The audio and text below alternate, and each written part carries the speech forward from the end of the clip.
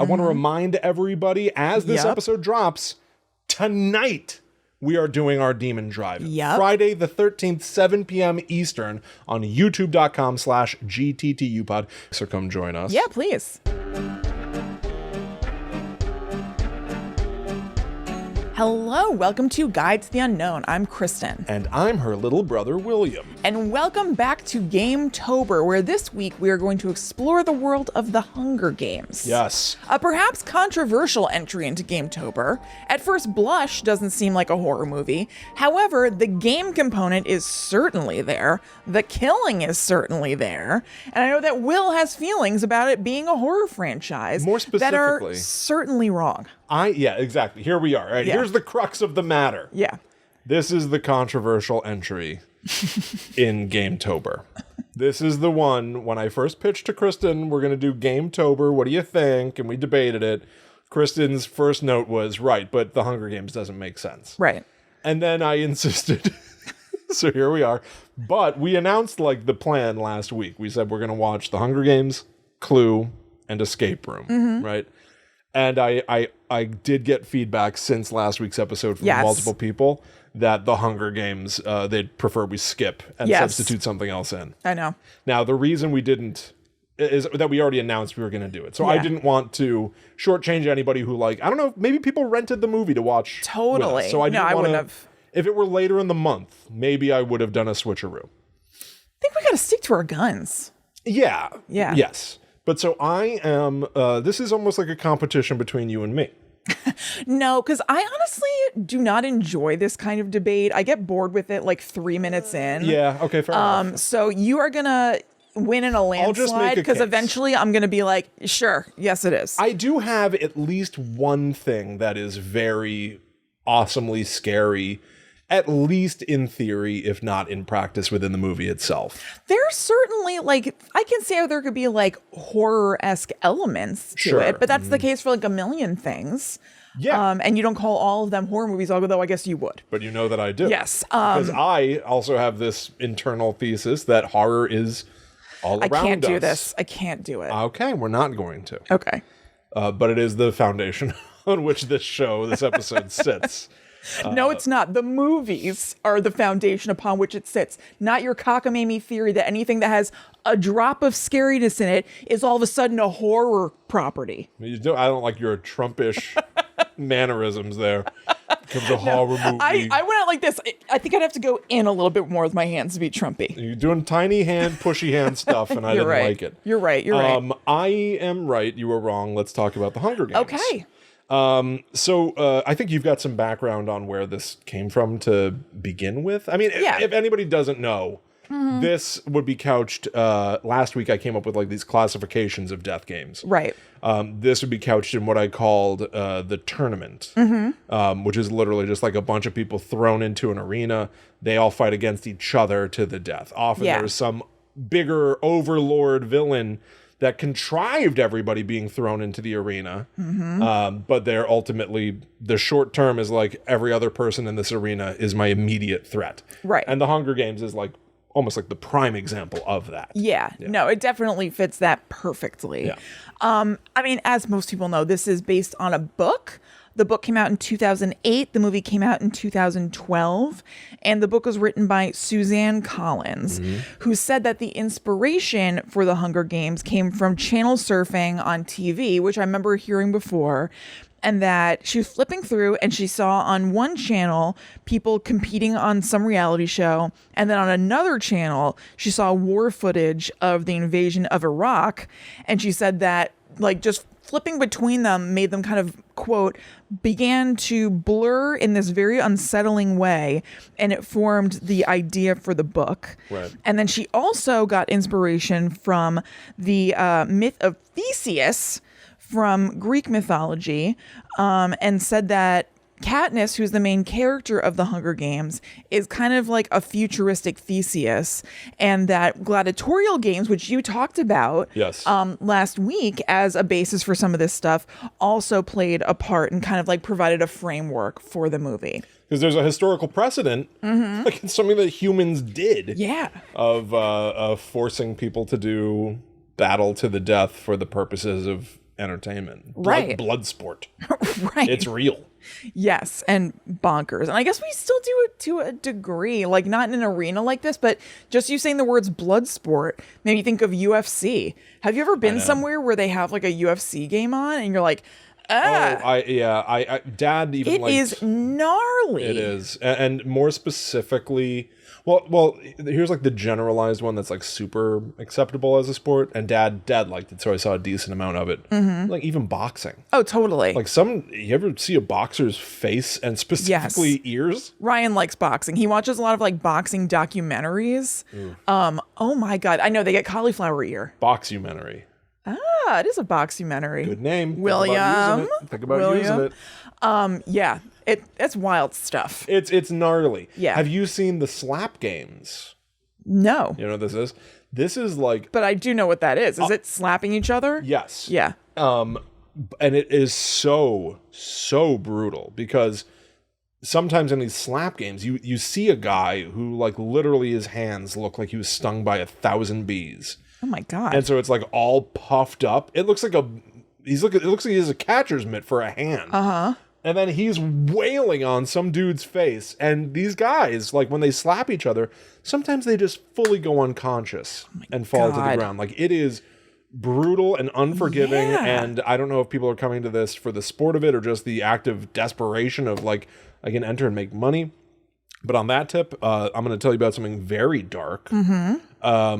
That I took as real, but now that I'm about to say it to you, it occurred to me, I don't know if this is a fact. Okay. Somebody on Reddit posted a boxing match.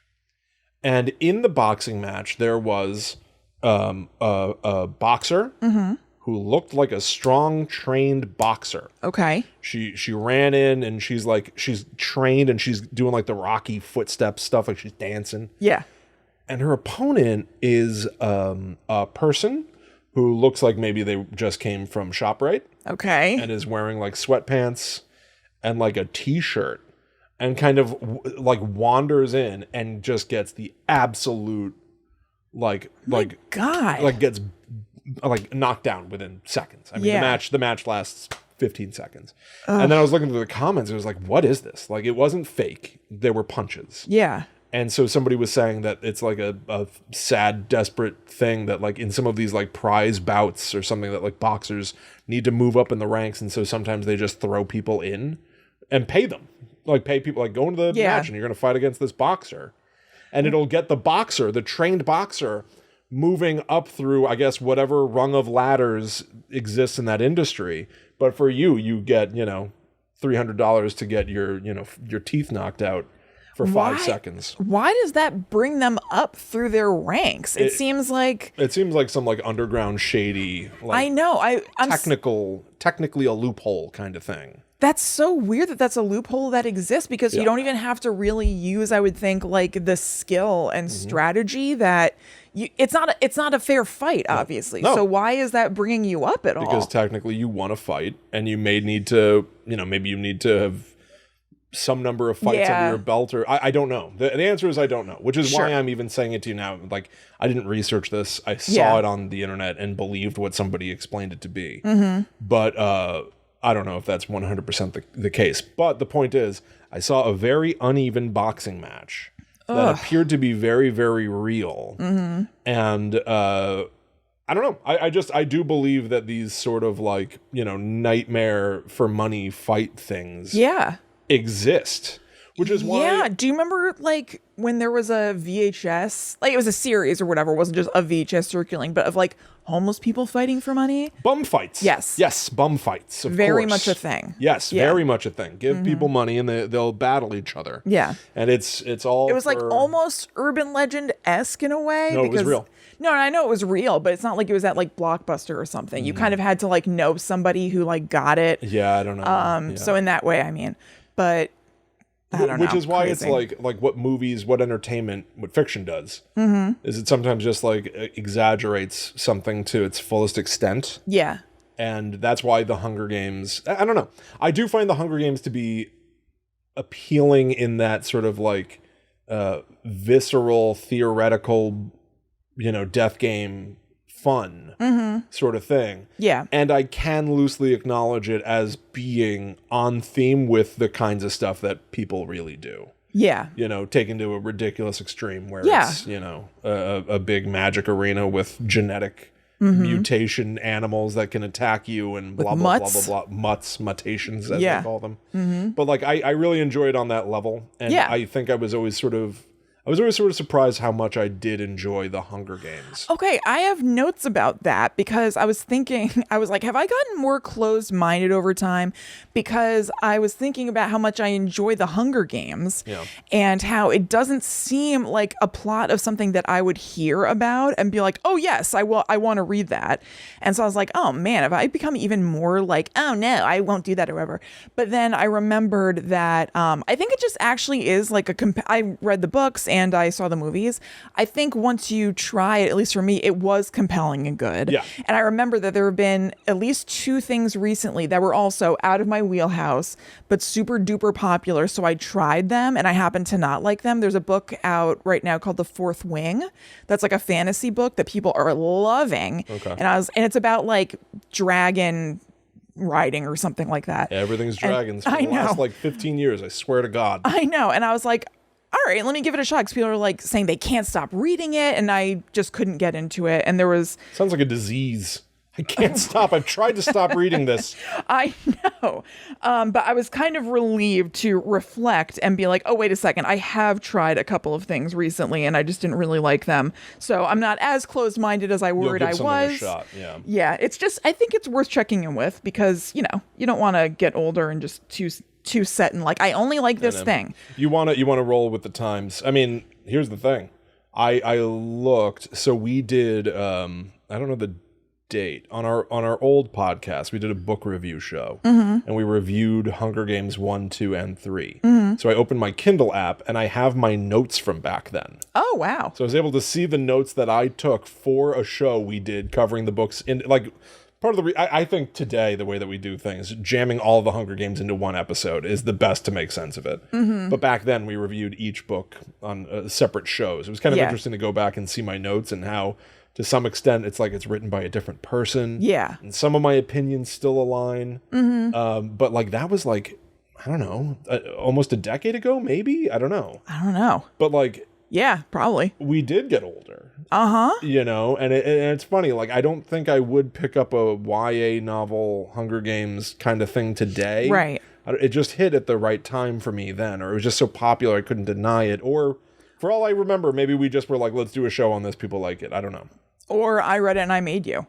But True. I mean, they were really popular. I think if something is outside of a genre or subject that I'm like really interested in, but it seems like people are loving it, then I'm like kind of curious and I'm like, well, maybe there's something there to it that goes beyond just the plot. There are relationships or drama or twists that are going to like do it for me.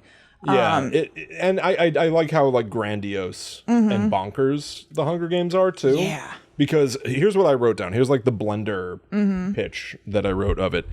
It's The Lottery. You know that short story? Yep. Shirley Jackson, Haunting of Hill House. Yes. It's a short story where the whole thing is like, every year there's a lottery. Who's going to win the lottery? And you find out that if you win the lottery, people throw stones at you until you die. Yeah. So you don't want to win the lottery. It's like a human sacrifice thing for, you know, a good harvest. They say, lottery in June, corn be heavy soon. That's a quote from it. The corn's going to be real heavy. And that's what we want. That's what we want. Yeah. So we'll bludgeon someone heavy to death corn. every June so we can get some of that sweet, heavy corn. So it's The Lottery meets Battle Royale, which we talked about last week, meets The Wizard of Oz.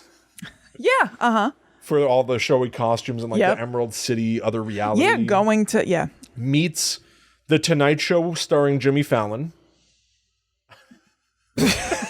Because of Flickerman? Yes. And the, like, it's always a good time. Yeah. Like, if you tune into some of the late night shows, you'll see reflections on what's happening in current events. Right. You tune into The Tonight Show starring Jimmy Fallon. He's always cracking up. And you have no idea what's going on in the world. Anything could be going on. It's true. New York could be on fire. And Jimmy Fallon is up there dancing, you know, with... Justin Timberlake. Justin Timberlake. Yeah. Yes.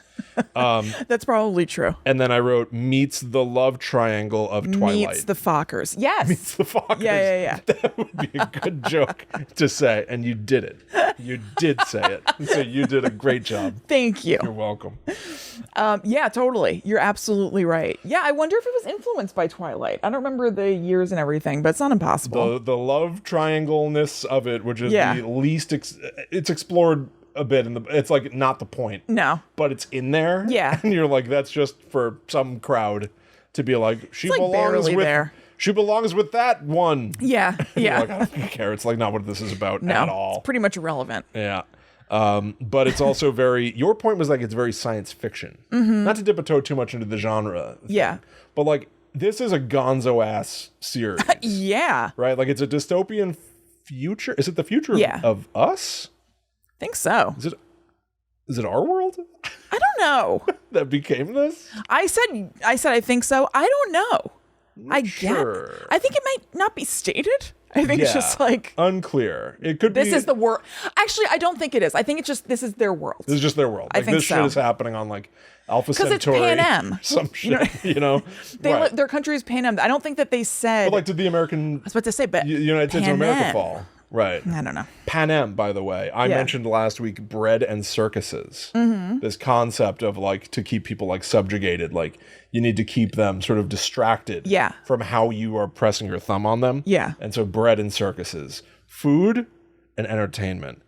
And that in Latin is like panem et circusi or something like that. So Panem, the country, is directly from bread and circuses. That's cool. Isn't that kind of interesting? Yeah. And there's this whole, there's a whole bakery motif in the Hunger Games. There certainly is. Which is almost like delightful, like a jovial baker coming out Who with the doesn't like morning's bread? Yeah. Katniss, one of her boy toys is named Peta. Mm-hmm. And that might be much like the bread. That might be the end of it. No, he's a baker. He is a baker. Yeah. Yes. He makes bread. And he gave her bread once. Yes. And that made her kind of like him. Mm-hmm. Yes. Yeah, she was very hungry. Yes. Yes. Yeah. But so it is very sci-fi. There are like genetically engineered animals that they'll send after the people that are entered into the Hunger Games murder. Yeah, the thing. tournament. But I still think that like the and it's so weird. It's that okay. I have a messy thought. Okay. We played on our Patreon this past week. We played Fortnite, which is like one of the most popular games in the universe, the galaxy. And one of the things that I am just curious about it, and I'm sure this is a conversation many people have had, and this is like almost like an old man kind of thought, except I don't care. Yeah. About the security of the children who are playing the game, because it's fine. It's entertainment. It's a silly game. Yeah. But the point of the game is it's bright, poppy. There are Fortnite dances. Are you familiar with this? Yeah. There's a whole like characters dancing and dabbing element that we did not explore. Didn't they do this thing? Yes, the floss. Yeah. Which you just did a great job of on the video. Thank you. But wow. I can't do it. It was really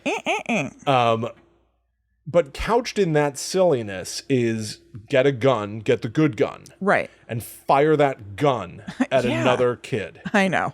And it's just like, it's so weird how something that is so inherently violent can be turned into something that is so bubblegum.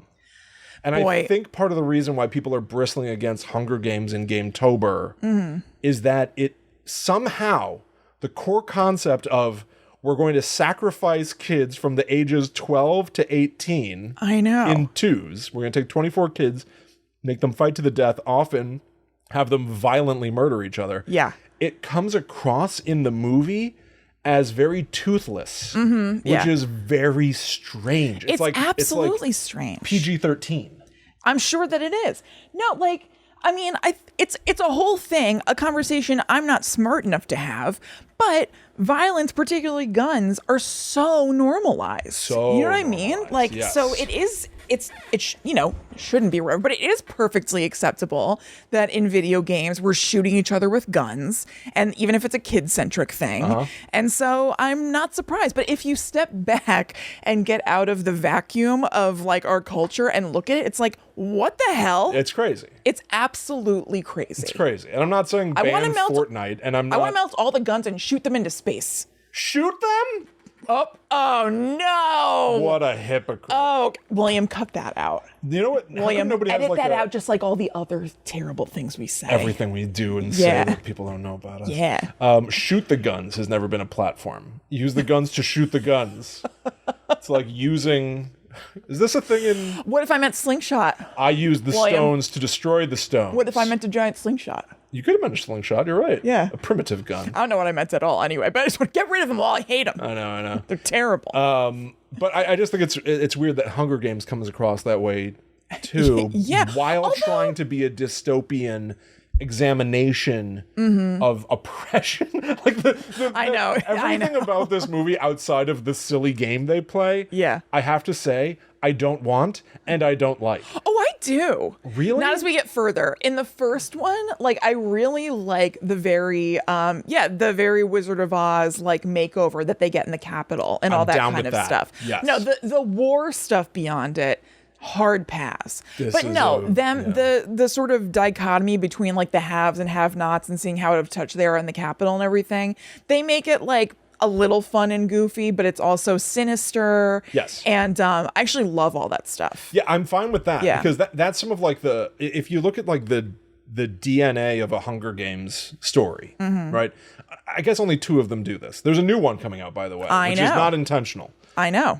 But the Ballad of Songbirds and Snakes comes out on November 17th. Oh, it's coming soon. I want to read the book and then see it. I wonder if that holds to the formula of Hunger Games 1 and 2, which I think is a good formula. Oh. Hunger Games 1 and 2, like the first third is I'm not in the games. Oh God, I'm in the games. I know, totally. And then all of the like Caesar Flickerman, this Jimmy Fallon talk show host, being like, "So the 2 of you fell in love. What's that like?" By the way, I totally agree with your comparison. However, I almost find it insulting to Jimmy Flickerman, to Caesar Flickerman. That he's like Jimmy Fallon. Yeah. I'm not gonna dump on Jimmy Fallon. That's not even my point. No, but like he's a little bit. I'm not even jumping on him either. He's like a little bit deeper or something. Like he gets a little bit more Oprah question wise. You know what I mean? Yeah. Like he'll get like, I'm really listening to you. Yes, here. Jimmy Fallon does not do that. You know who he did has that? like serious interviews or you whatever. Know who did that? Who? The previous host of The Tonight Show, Jay Leno. I remember very specifically. There was a moment where it was an early Kanye thing. He did something that had everyone go, "Whoa. What's this?" And he made a big mistake, this Kanye. Yeah. And he went on Jay Leno. And Jay Leno, I couldn't believe this. I was not a Jay Leno fan. I could not believe the gall of this man. He says to Kanye, like, "So what was that all about?" Jay Leno had a famous thing. When Hugh Grant. Hugh Grant. Yeah. When he was caught with a sex worker. Divine Brown. Wow. Jesus. Of course, Kristen, Divine Brown. Yes. Bravo to you. Thank you. Hugh Grant went on The Tonight Show where Jay Leno had the line. Oh, yeah, I know. That was huge. He sits down and goes, "All right, what the hell were you thinking?" And the world erupted in laughter. Lost it. And it started to gloss over the incident of it all and make it normal and chill and make it funny. And also because Hugh Grant's all like, "Oh, yeah, I had a few dollars in my pocket. I had a few crowns. Is that Russian money? I don't know anything. I don't know. Pounds? Yeah. But so... a pound note? Jay Leno would address the thing, but turn it into entertainment and whip it up. So Kanye comes on and he did something, and Jay Leno showed the sensitive, direct daddy side. And I did not like this. Yeah. He goes, "So, you seem you did what you did, you said what you said, and so I'm just sitting there thinking, you're a good kid, you love your mother, you love your parents, your mother's not with us anymore.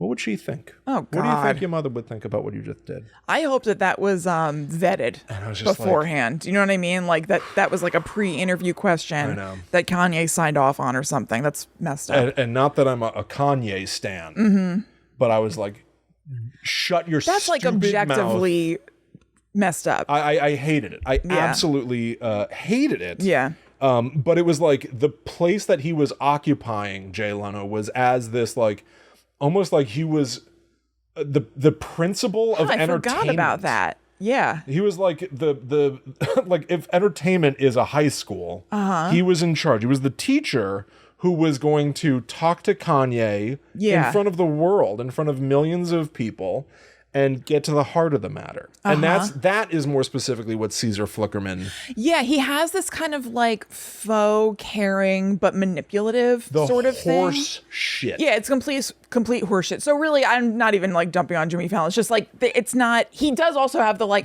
woo, we're having fun, but there's like a little more going on. He brings it down. Yeah. And Stanley Tucci. I cannot say enough about. Me neither. He is so good. As a semi joke. This is. I posted on Twitter. I was like, I want to know more about Stanley Tucci's character. Tooch? Yeah. Like he's the best part of the Hunger Games, without question. To some extent. Yeah. And I was like, how about if we're doing like Star Warsing everything where everybody has a spin-off and a Disney Plus series. Oh man. I was like, I want to see the Caesar Flickerman show where he is. Sometimes he has to go out there, even though he knows that something horrible just happened, and we have to see him like dial it up and bring it up and smile and come out and entertain the Panem. I would love that. But privately, he's got this like he's conflicted about everything going on. Yeah. And so I tweeted like a couple of lines. Sorry, go ahead. And a great writer who I actually went to high school with, Frankie, started to comment as well, and she started to add lines of like what he would say. And it almost felt like we were writing like a pilot for the Caesar Flickerman spinoff show. Yeah. And the more that I like thought about that, I was like, I love that idea of the big cartoon man who's so good at what he does, but what he does is delivering the violent, brutal dictatorship's propaganda. Right. That he is like in fear for his life. Yeah, there is something about him. He is obviously asking these questions that are designed to get an emotional answer that is going to like wow the crowd and everything. And in order to do that, I think that you have to be like a pretty insightful person. Yeah. So basically what I'm saying is I think that there's like a smartness to him. Like he really understands how the system all works. A shrewdness. Which maybe makes him not a good guy either. Totally. Even if he does have these private moments of self-doubt or whatever. But very interesting. Like he's just great to watch. Like just like little Saul. Yeah, just like little things like flick on his face here and there. They flickerman across his face. Yes. And it's so good. God damn it. He's amazing. He really is. He's great. He's like never not good. I really like Stanley Tucci. I do too. But so I was talking about like the DNA of these stories. So like the first third is all of this sort of like the structure of how you get to the games. Yeah. Like whether or not you're like entered into the games, or in Katniss's case, she volunteers to take the place of her sister. Yep. Right. And then you enter into the like you're being interviewed by this cartoon man, and then you're going through wardrobe and meeting the competitors behind the scenes and realizing that competitors from different districts are maybe a little bloodthirsty. Yeah. And are excited to be They're here. Scary. Like this is the culmination of their life's work, which by the way, in all likelihood, they're like 15 years old. Totally. But it's this like it's desperate. Yeah. While it's being like blitzed up and turned into a gaudy entertainment reality show. Then you get into the games themselves. That's part 2, which is like and I think the best game stuff is like the trying to figure out, there's literally a game maker. Yeah.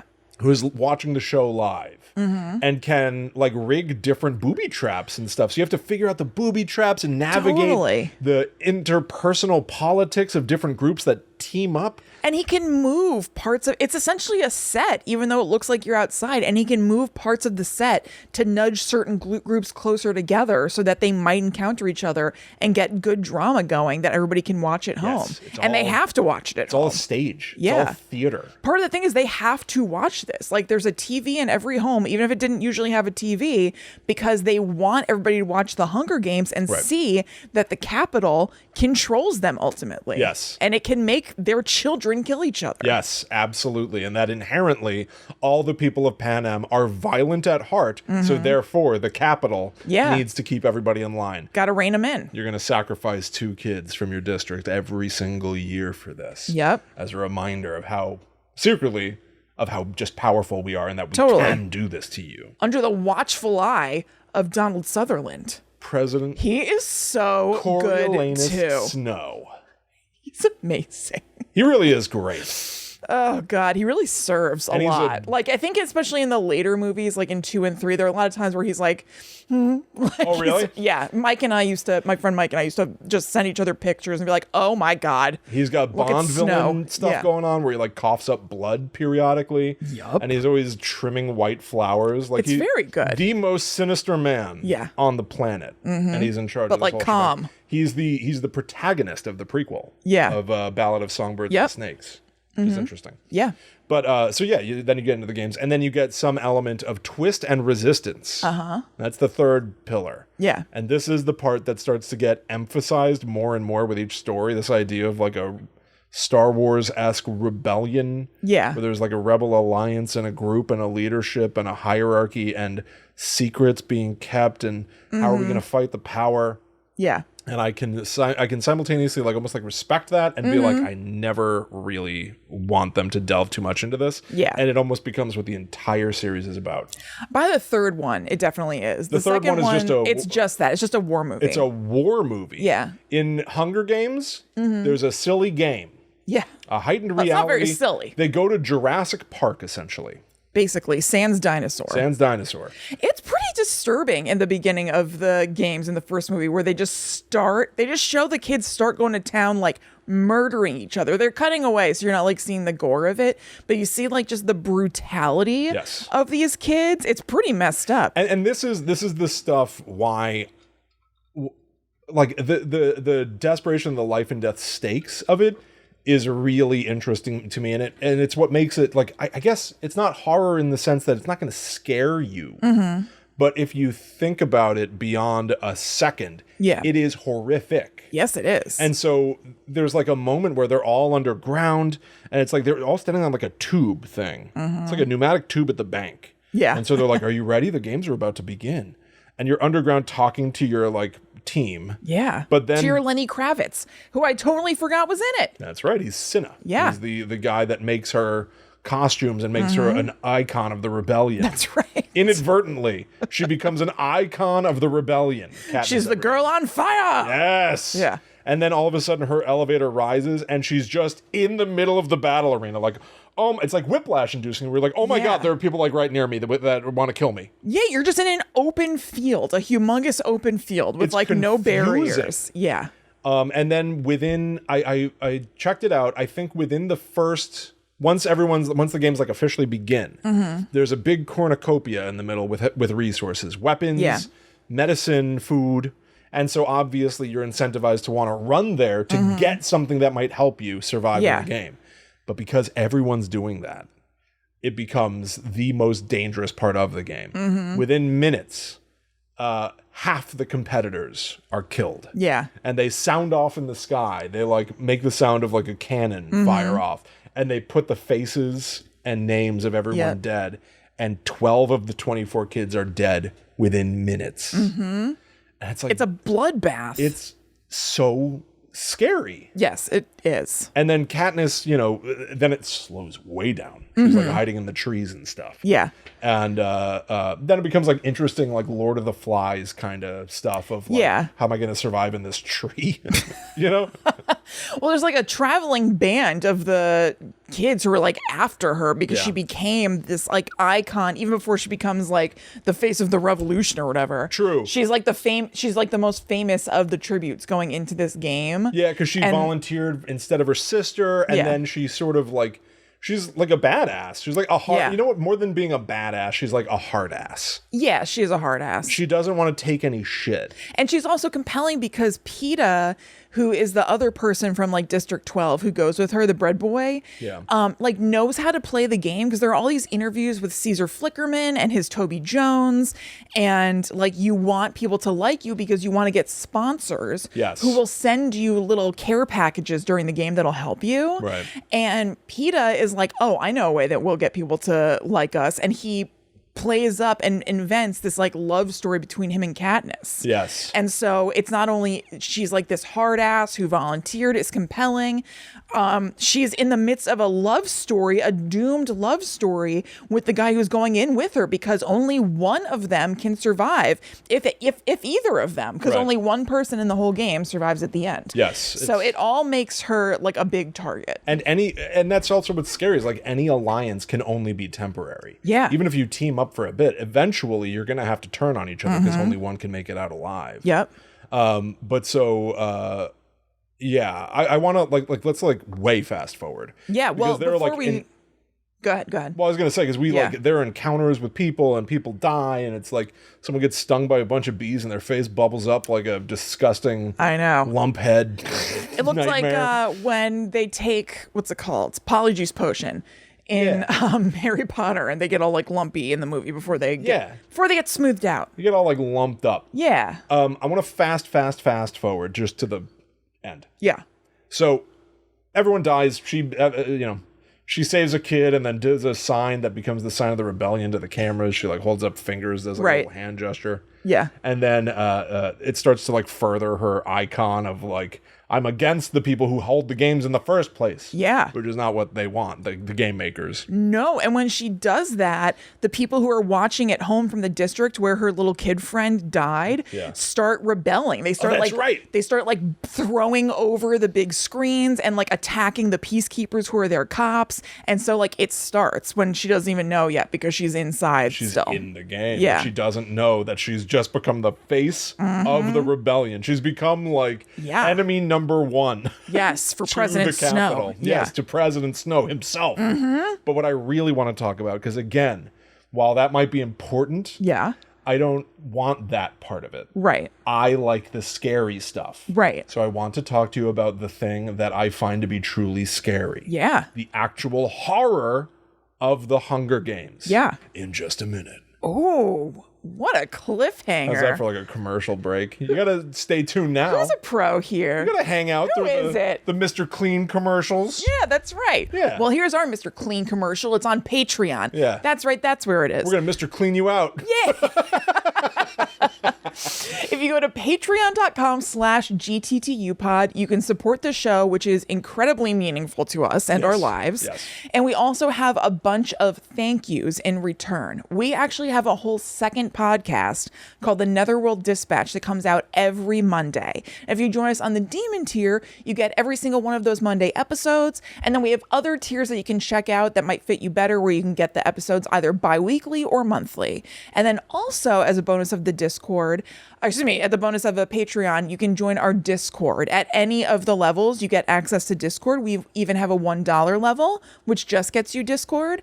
And it's basically a chat room where people are talking every single day, suggesting different things to each other, talking about their lives, what's going on with them, and getting support from each other in really beautiful ways, I would say. It's a genuine community. Yeah, it's really wonderful. Yeah. So yeah, that is patreon.com/GTTUpod. I even posted some rudimentary thoughts about Exorcist Believer in there, which we will not be covering. Did you see it? I saw it today.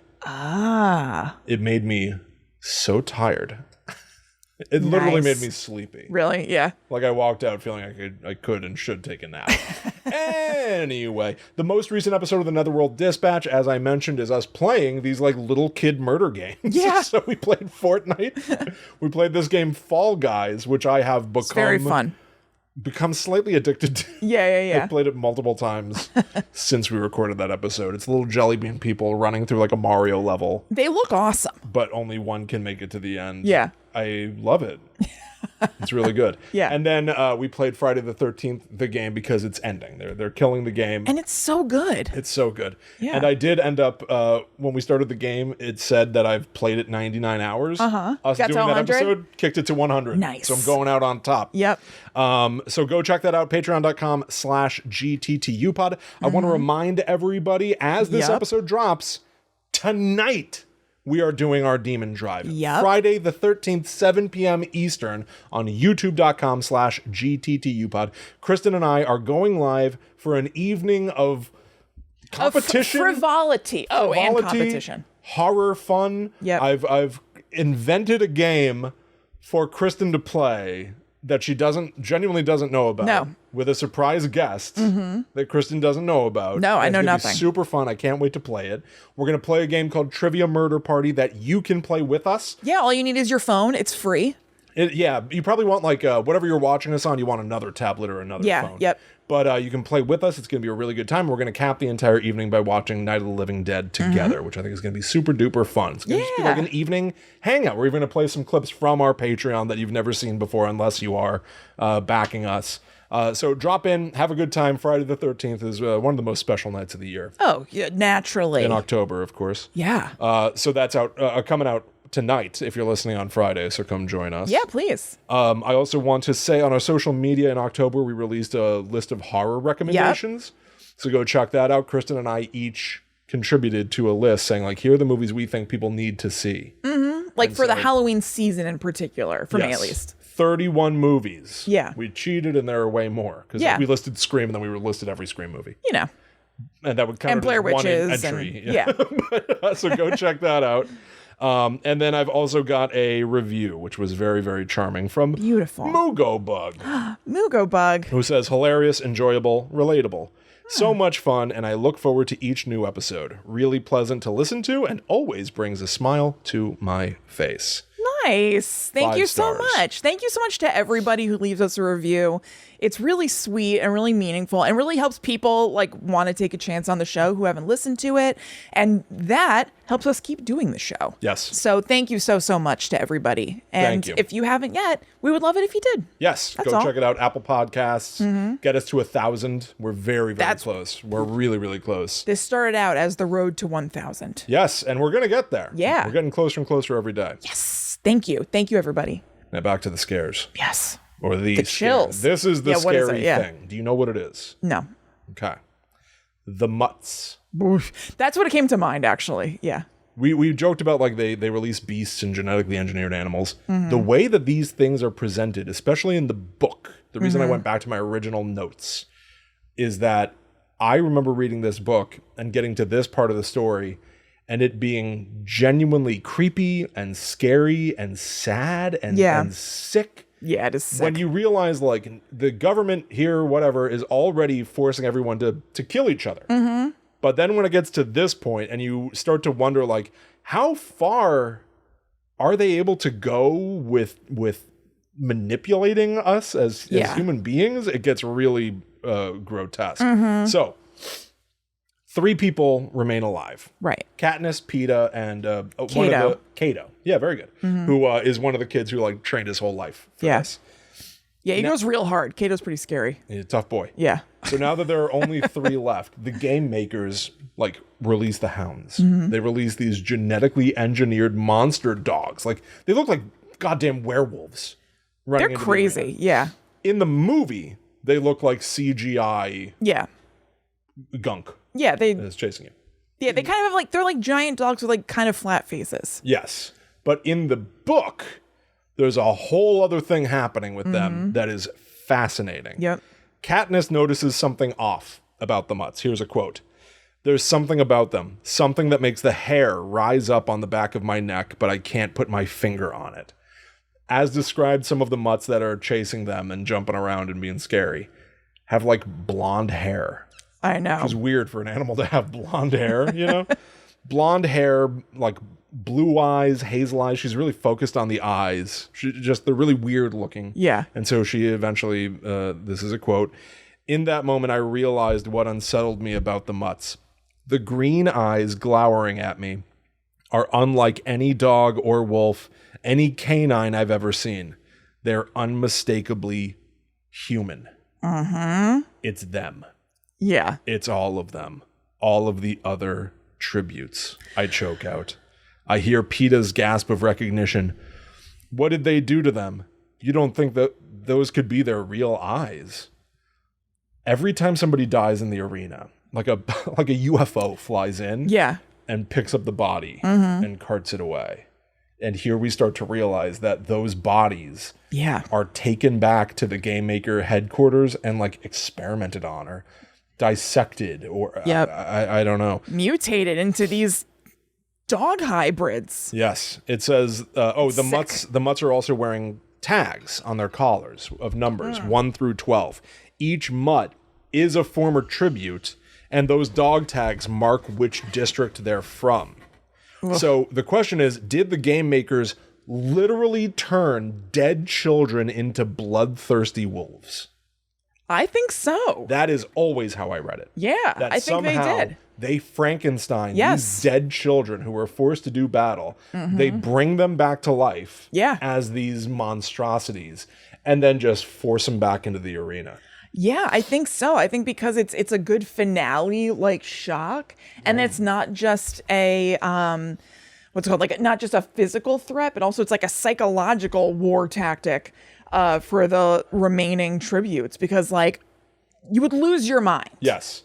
And they've lost their minds. Like I know that you and I both respond a lot to the like a neurological damage. Oh yeah, and the people in these months of right. Like what are their minds now? Like have they been turned into like foaming at the mouth? Right. Are they insane? Are they insane revived dead people? I think I imagine that their brain just isn't even, I haven't thought about it until now, but like not even human. Like I don't think that they have the consciousness that like, oh, I'm from District 10. They don't even know anymore. Yeah, like they're just like pure violent id or turned something. into a beast. Yeah, like almost literally. Right. But like how that also is like a display of like, look what we can do to totally. You're right that it's a great twist for the show. Here come the contestants again, but now whose parents are watching at home. Exactly. It's like just further like even when you're out, you're not really out. No, we can do anything even with beyond you. the grave. Yep. You're back in, and we're going to take advantage of you. It's sick. It's sick, is what it is. Yeah. President sick Snow, stuff. if you're watching. I know. This is a frankly wild series. Do you agree that this is truly scary to me? Yes. Like this is the stuff that sticks out in my head. That this is the thing that, to me at least, made it something that I wanted to talk about here. Yeah. No, it's completely scary. In the movie, you're right. Like they don't touch on that whatsoever. Not at all. They're just like they I think they refer to them as mutations or whatever, but like it just looks like a big messed up dog. Yeah, it's like a cartoon dog. Like a Roger Rabbit cartoon dog man is chasing you. It's got a vaguely humanoid It's very face. Violent. It's, scary, but not like disturbing like that. Not the I recognize the face of a girl. And the eyes. Like the little girl that she saved is one of these things. I know. I hate that. You know? I hate that. Rue, yes. So she says, their eyes are the least of my worries. What about their brains? Have they been given any of the tribute's memories? Have they been programmed to hate our faces, particularly because we've survived and they were so callously murdered? And the ones we actually killed, do they believe they're avenging their own deaths? Like all the questions that are like going through her mind, just seeing these things like... And trying to fight them off at the same time. Yeah, exactly. How could you not kind of have those questions come up, but also like, oh my God, they're going to kill me though, so I gotta get it together. Like this alone as a set piece is fodder for like a whole story to examine. Like this is terrifying. Yes. There is a thing now, I do believe that it is said somewhere else that it's like, these are not the bodies of the tributes. It's just they made, like maybe there's one that looks like Katniss that they just didn't release because she's still alive. Oh, okay. You know what I mean? Remember. Yeah. I don't like that. No, I don't like that either. I want it to be. Why bother doing that? That's weird. What do you mean? That they took it away. That they said these aren't. Are you? I don't know. Even in the sequel, I don't know why they because it's almost like Suzanne Collins goes out of her way in Catching Fire, the sequel book. Katniss reflects on the beasts again, as anyone would. Yeah, play in your mind. Stick daily. with you for life. Yeah, but she's like, I've come to realize it was just what like the same colored eyes. Oh, I didn't remember it wasn't that. really them, and I'm like, don't do this. No, that was one of the best. Yes, parts. It was why bother? Horrifying. Yeah. Huh, how strange. And it's not like they didn't do or she didn't write horrifying things later. So it's not even because my first thought was like, oh, maybe somewhere there was a response to this where it's like that's too sick or something. Right. And so maybe she wanted to pull back. But in the third book, like they no holds barred. Yeah, they murder tons of babies. Yeah. So that's not the reason. So yeah, I don't know. I don't know. Maybe she just didn't want it to be that the government is literally capable of resuscitating dead people. Maybe she wanted to kind of like close the world on that a little bit, so it's not like literally anything is possible. It's just such a fascinating, frightening mechanism. Yes, it is. To even let people wonder. Yeah. You took away the mystery. Yeah. So it ends with, Cato gets eaten by the wolves. And then Katniss and Peeta found these like little berries on the ground, and it wasn't deer berries. No, real berries, like poison berries. And the game makers are like, "Oh, the two of you from District 12 are alive. Only one of you can win, though." So they just both dangle a poison berry above their mouths. Yeah, they're like, "You'll have no winners." And the game makers go, "No, stop." Yeah. And save them. And that's how the first one ends, with the game being broken, which I do think is very clever and interesting. They hack the rules. Yeah. I found a way to force the game makers to break the rules in front of the world. Right. The 74th Hunger Games ends with 2 survivors. Yup. Yeah, and they don't like that. They don't like behind the scenes. So in the movie, they change it a little bit. Oh, do they? Yep. Where they know that viewers are going to be really invested in the Katniss and Peeta love story, and so they don't want one of them. They want to be able to roll with that for as long as they can. Yes. And so in the middle of the games, this like booming voice of God comes on and says, "There's been a change to the game. Now 2 victors can be crowned," or whatever it is. So now Katniss and Peeta team up, and now we get lots of like juicy stuff of that. It's not actually juicy, but like for the home audience, like they get to watch their love story in a way that they didn't, because they don't have to be adversaries anymore, because they can truly be on each other's side. Right. Is it a twist then? Do they eventually say like, just kidding? Yes. Back to 1?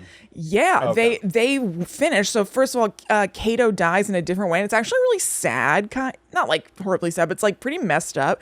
So it's still like he's the last one with Katniss and Peeta, and the mutts are there and everything. And somehow it winds up with him and Peeta on the cornucopia. He's basically taken Peeta as like a hostage or something against Katniss, like that thing where like a bad guy puts somebody in front of them, and then I can't remember exactly what happens. Like, it's very clear that Katniss is going to have the jump on him because she's such a good... she shoots him in the hand with an arrow, I think. Yeah, exactly. But before that, I guess he realizes the jig is up. Like, he's holding Peeta there. Like, he can do something about it, but there's no getting out of it. And he's like... the guy's good. It's kind of sad. He's like, just kill me. It was always going to happen, wasn't it? Like, he was like a really, really hard fighter, but he's being like... I did all this and like I was always gonna die. Like, why did I ever think I could win this? And it's good. And yeah, she shoots him in the hand, so he like reacts and is like, "Bleh!" And he falls off the cornucopia, and I guess the mutations eat him or something. Yeah, I think she ends up firing an arrow at him to like finish him off, like for mercy almost. Yeah. But like that's the other stuff that like when they do dwell on that aspect of like the sort of like sad desperation of like there really is no way out. Even me, I've trained my whole life for this. Yeah. And I'm seeing like it's weird to be like I've learned the error of my ways here at the end, or at least I don't think he even had. He's just being like, I don't think he was like, oh, I shouldn't have done all this. I think he's just sort of like, there was no way I could win. There's no way out. Yeah. Yeah. It's interesting for that. So I don't want to. There's nothing to dig into with the sequels, in my opinion. Yeah. Not to this I just want to extent. say the other change kind of. Oh, it's okay. I mean it's minor. It's almost the same. Actually, maybe it is the same thing. But yeah, they get rid of him, Katniss and Peter at the end, and they're like, "Yes, we won. We got this. We can go home together." And then the voice comes in. And it's like, rule change. There can only be one victor. And they're kind of like, they're not like facing each other, they're kind of facing away. And you mostly see Katniss and she's just like, oh my God. And like kind of like looks over, like, is he about to attack me or whatever? And then they face each other and they figure out that they're not going to. And there's like, what are we going to do basically? And he's like, well, one of us has to die. And I don't remember exactly who says what, but like basically they're like, not one of us. And like Katniss pulls out the berries. They riddle out a new solution. And they're both going to take them. Or I think she goes, trust me. Because she knows that they're not going to let it happen in the Capitol, but she knows that like this will push them to say no. So they both start to do this, and then the voice goes like, "Wait! Introducing the victors of the 74th Hunger Games or whatever." Right. So it shows a weakness of the Capitol that they back off. But it's also and then like, they kill the game master with the berries for being weak. Yeah, that's right. They poison him with the very same berries. He, at least in the movie, he is shown to a room and they close the door behind him and there's like a crystal goblet full of the berries. So it's implied that he must eat Go them. ahead and eat those berries, bro. You're done. President Snow likes a poetic end. Yes. The futility stuff is really effective to me. Like, where else am I going to go? We're out. Right. But also the like scumminess of the Capitol. Like, we're going to change the rules to suit our needs, to make it as entertaining as possible, and to just put you in your place as much as we possibly can, even if it's blatantly clear how scummy it is. I think that's what part is so entertaining about it in a way. They're so evil and so petty and shitty. You're just like, oh, you friggin' guys, of course you did this. Yes. And there's nobody to check them on it. No. And yeah, it's very good. It's really good. Yeah. It's really entertaining. And so of course there was a rebellion of ruin. Yeah. But the more they emphasize on the rebellion, the more it becomes a story about war. And I don't want a story about war.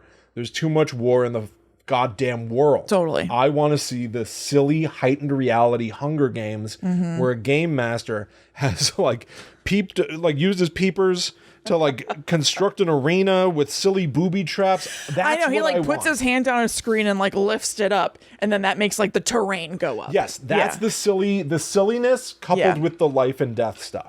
That's what works. Totally. And then it becomes like the rebellion needs you. And I'm like, I know. Don't want this. I know. Although I do remember that at the end of the first movie, the second movie, Katniss is like super duper upset about something, but also really pissed. And Jennifer Lawrence is she's really good. Yeah. I mean, she's good in general, but like I remember from the movies, it was like an ending where I was like, oh, I am so pumped for the next one. She's like crying about something. They kill someone. I guess I just won't say. And she's like lying down or something, she's crying, and then she just slowly is getting more and more steely-eyed, so by the end of that scene she just looks like pissed and ready to go, and it's so good. Yeah, she obviously is like the strength of these movies. She's outstanding. Yeah. The sequel is Catching Fire, and it's the perfect blend point of like we're moving away from silly game and into war. Yeah. Because by the time you get to the third book, which became 2 movies, it is literally like watching Saving Private Ryan or something. Yeah. And I do not want with cat people. I don't want Actually, that. I wonder if the cat people are in the movie. Are they? Yes. Okay. Cat Person is in Mockingjay Part 2, which I watched some of. And holy guacamole. It is literally like Squadron 2, move out, go, look out, take cover. Like it's like I don't want this. This is not what I wanted. And this is like the weakness of the death game genre. And it's like I think the Hunger Games is like the perfect cautionary tale of a death game story. Yeah. The death games are evil. We know that. They are evil. Oh, right. So like having to fight the evil by destroying the death game itself. Right. You are eliminating the thing that I, the audience, want to look at. Yeah. And it is like somebody said to us once, isn't that the same with like, they want to destroy Jason Voorhees? I'm like, yeah, but Jason Voorhees is not a self-important series either. Right. Jason Voorhees, Friday the 13th, it's like, when we know in the next one he'll be back somehow. And we'll just get right back to it. And you fight him again, you can do that rinse repeat forever. Yeah, they're not concerned about continuity in that way. The Hunger Games and some of these death games, when they do this rebellion fight the real power stuff, fancy themselves a metaphor for real life pain, hardship, war, propaganda stories, fake news. And I feel like that subtext is already there without you having to go full war. It's like, even evident. as I was saying some things, I don't know what, I was thinking, because you can't not, like, oh, it's like very like things that go on today or whatever. So you don't really need to put too fine a point on it by like, it's not cathartic for me to watch them go to war and kill the bad guys. It just becomes a war story. Yeah, I just don't want to watch a war story. I do love the deliciousness of Katniss and President Snow, especially in the second movie. Yes. There's a real like... They have like meetings together where he's like, I want you to take away the people's hope. And like takes a sip of his wine or something like that. He's so arch. Eats a cookie, He's got a cookie eating grin. Yeah, he does have a cookie eating grin. Yes, that stuff is good. I love that. Donald Sutherland is fantastic. He's so good. And two, the reason why it's like a perfect blend is, and I think it emphasizes some of the great stuff about a Death Game sequel. Katniss won. Yeah. She's out of the game. Except the game makers make the rules, right. and the game makers will change the rules to suit their own purposes. This is to be the 75th Hunger Games. So it's time for a quarter quell. Yep. A game with special rules. You bastards. You know what?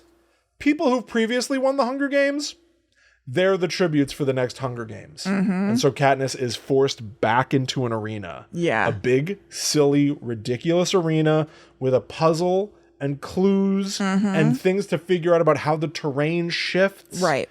But all her competitors this time are not other kids. They're other people who have proven themselves to be the toughest killer of all because they've each won one before. Yeah. Yeah. And it twists the knife in a different way because instead of there being like little kids, they're like old people. It's like an old man. Yeah. An old man. An old lady. Yeah. And like, I know. not only is that Speaking of an old woman, she's an old woman. An old woman. I was very surprised to see the orphan in Hunger Games 1. What? Okay. There was some casting. So there were a bunch of people who I forgot about. Yes. I put it on. I hadn't thought about this movie in a million years. Forgot about these guys. Happy to see him. I forgot about Woody Harrelson. Lenny Kravitz, Donald Sutherland. Did not forget about Caesar Flickerman. Was not expecting Jack Quaid and the orphan. Who else? The orphan, Isabel the Furman. Orphan. I thought you said perhaps her name. The orphan. Isabel Furman is her name. There you go. Yeah. Very good. Who's she in it? Do you know? I don't know if they even say a name. I mean, like they might. I don't know. But she's one of the competitors. Yeah. And so is he. Yeah, Jack Quaid. Yeah. It was his first role. Is that right? Yeah, because at first I saw him like from the side and I was like, is that Jack Quaid? So I Googled it and it said that it was his first. He's one of the dude bros. Yeah. Who like team up and are chasing her up a tree and stuff. He's killed pretty early on. Actually, no, I think he kills Rue. And then Katniss kills him. Jack Quaid. Jack. He's not a very like major character, but he is like a brutal one. Which I actually like, right? Because he played like a bit part. Yeah. Right? And then just sort of worked his way up on his own in the system. Yeah, totally.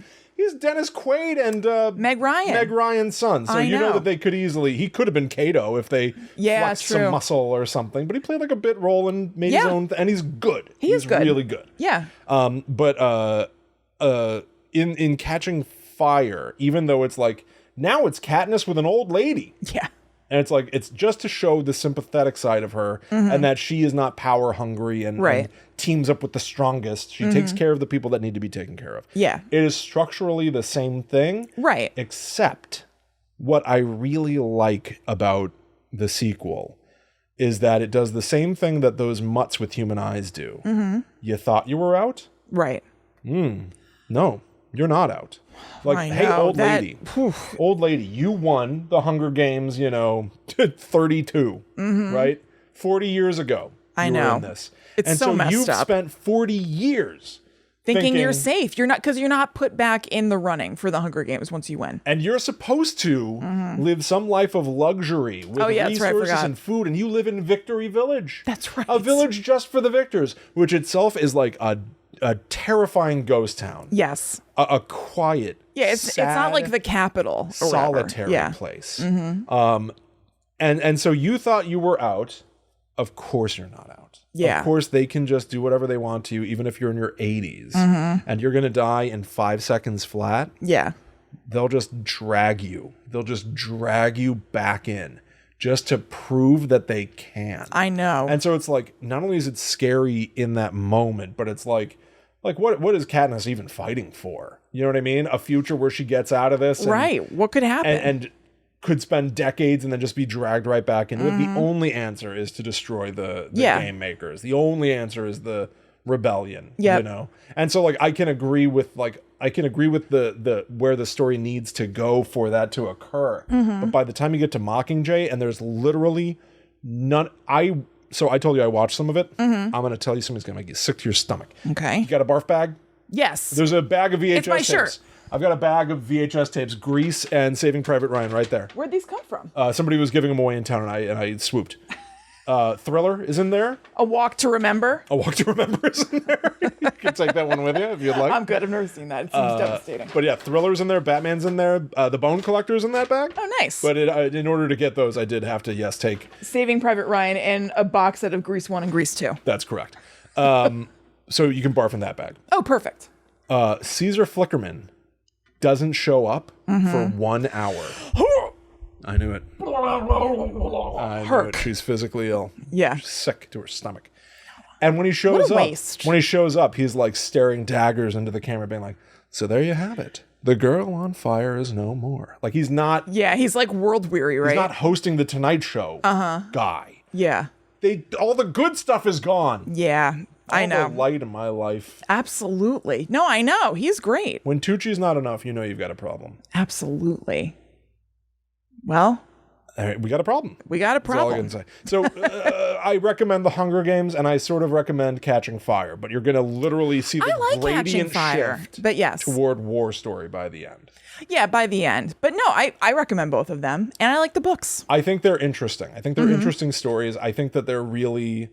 It's funny because, like, watching them as a movie, it sort of just washes over you and happens in a burst. But I've always thought that the strength of the Hunger Games is in the thought experiment of them, which to me is where the real horror is. Like that's the stuff that really like gets under my skin a little bit. Yeah, and is nerve wracking and takes the idea of like a silly game show game and turns it on its head to be a way to like subjugate and control people and just display it just because we can. Right, I know. It's just it's horrific. It's quite twisted. And it's quite sick.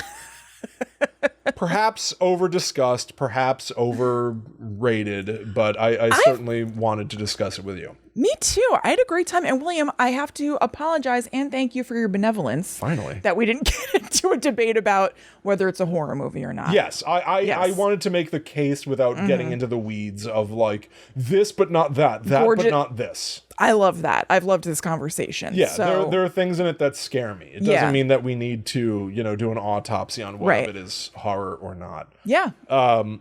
Love the conversation about it, so thank you. But of course, horror is all around us and is literally everything. So anyway. Don't disagree. It is in everything. Yeah. That doesn't mean all of those things are a horror movie.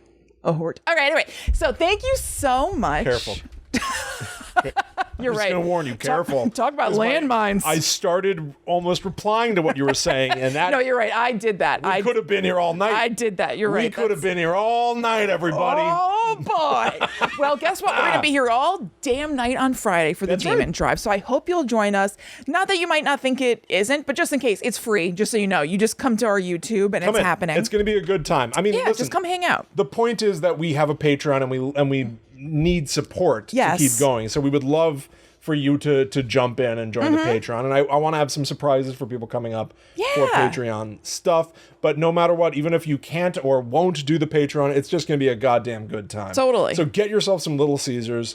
Look at that empty husk of a Blockbuster. You know that one store in your town where you're like, that used to be a Blockbuster. Yeah, go there. Go there. Look at that real quick. And then drop by to our YouTube channel, youtube.com/GTTUpod, 7 p.m. Eastern. You know that we're going to have links and stuff on our social media. media. So at GTTU Pod, you'll see when we go live if there's a technical difficulty, blah, blah, blah, blah, blah. Yeah, and I guess if you sign up for a notification on YouTube, it'll let you know too. Presumably. Yeah, I would think. I have no faith in these things. I know, I don't either. But anyway, you know when to come here. Yes. So I hope that you'll hang out with us. It'll be super duper fun.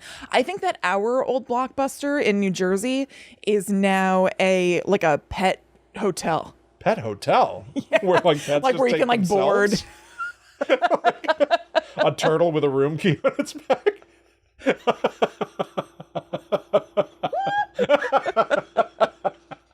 Now that's a charming movie. Now that's a movie. Now that's a movie.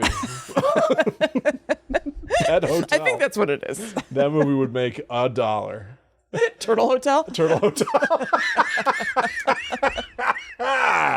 Yes, one of our Blockbusters became a fish restaurant, aka a seafood restaurant. I don't know. You described it as a fish restaurant. That's where a fish is sitting at a table. At where? What state? East Brunswick. Oh, okay. By that Taco Bell. Oh, yeah. Oh, my God. I wasn't even thinking of that one. I was thinking of the one on 18. Yeah. That's right. Yes. And then there, yes, that did become a pet hotel. Yes. I've seen hamsters come in and out of that place. And then there's another Blockbuster that became a Subway. And then when that went out of business, it became a Samway. What? I can only assume that the manager of Subway was named Sam. And when the franchise pulled out, he was like, I'll do it myself. Samway. And that's gone too. Which Blockbuster? By Target in Milltown. Oh, okay. Yeah. Oh, that's right. Stick with me, kid. I know where all the Blockbusters used to be. I know. I brought our Chihuahua Bling Bling in a backpack with me to that Blockbuster one time. It chased you out.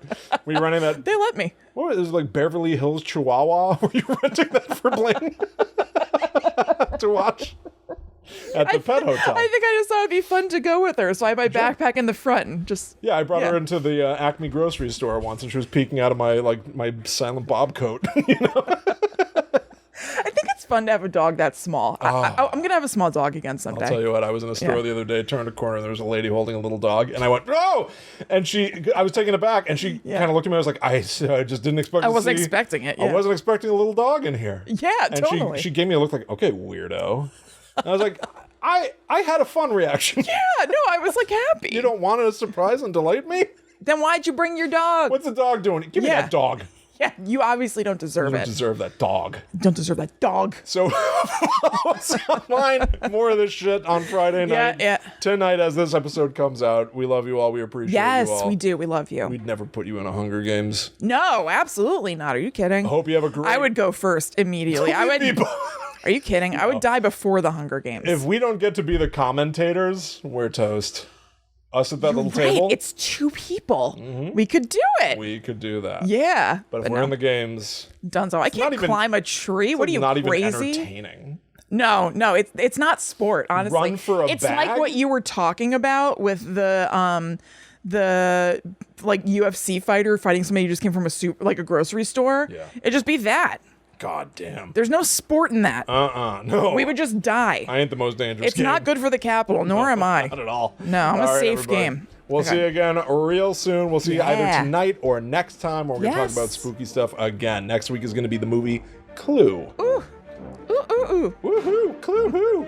So check out Clue. I want to talk about the game and the movie a little bit. You know? Great. So come back for that, everybody. And until that time comes, we must travel. Back to the netherworld. Go we.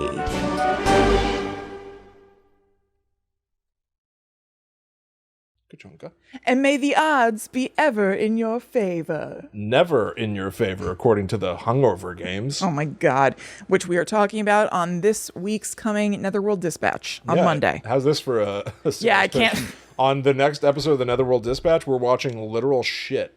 Yeah, we're watching Hunger Games spoofs. It's like an anti cliffhanger or commercial for Netherworld Dispatch. Those movies are like anti-fun. Yeah. Let me ask you, though. Are you going to see... You said you want to read The Ballad of Songbirds and Snakes. So you're going to see the movie, presumably. Mm-hmm. Have you watched the trailer? Yes. What do you think? I think it looks good. Yeah? Yeah, what do you think? It's like that like Art Deco-y sort of 50s Yeah. vibe where like the TVs have rounded going to be honest with you, I don't really remember. I remember watching it and texting with Mike about it and being like, oh, this looks good. Okay. They're doing like this like modern retro thing. Okay. I don't think it can be based on North America. It can't be based in the United States. I don't think so. I do think it's just made up. I think it's just another world. Different planet. I think so. Yeah. Okay. Yeah. Another world, like the TV show. Well, thank God for that. Seriously.